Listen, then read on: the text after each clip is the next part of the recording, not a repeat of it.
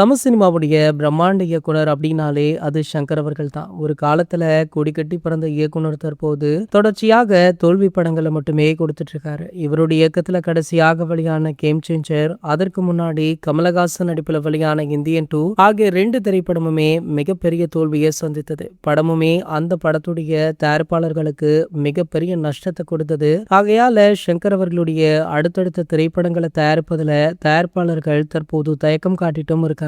சமீபத்துல கூட ஒரு சில தயாரிப்பாளர்களை தொடர்பு கொண்டு சங்கர் அவர்கள் அவருடைய வேல்பாரி நாவலுடைய கதையை சொல்லியிருக்காரு. சோ அது மட்டும் இல்லாமல் இந்த திரைப்படமுமே பிரம்மாண்ட பட்ஜெட் அப்படின்னு சங்கர் சொன்னதால தயாரிப்பாளர்கள் தற்போது மீண்டுமே தயக்கம் காட்ட ஆரம்பிச்சிருக்காங்களா. படத்தை ஒரே கட்டமாக 3 பாகங்களாக எடுக்க வேண்டும் அப்படின்னு திட்டம் தீட்டியிருக்காரு. படத்திற்கு பிரம்மாண்ட செட் அமைக்க வேண்டும் அப்படின்னு பிளான் போட்டிருக்காரு.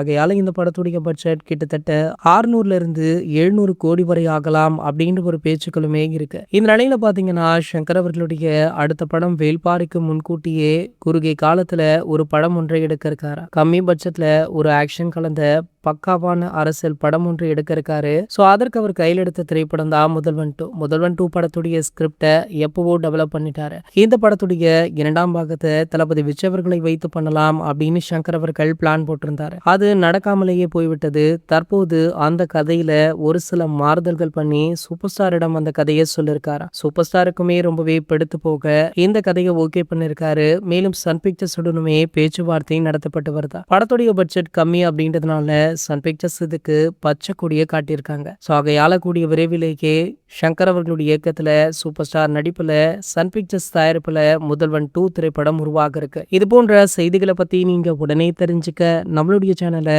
மறக்காம சப்ஸ்கிரைப் பண்ணிக்கோங்க.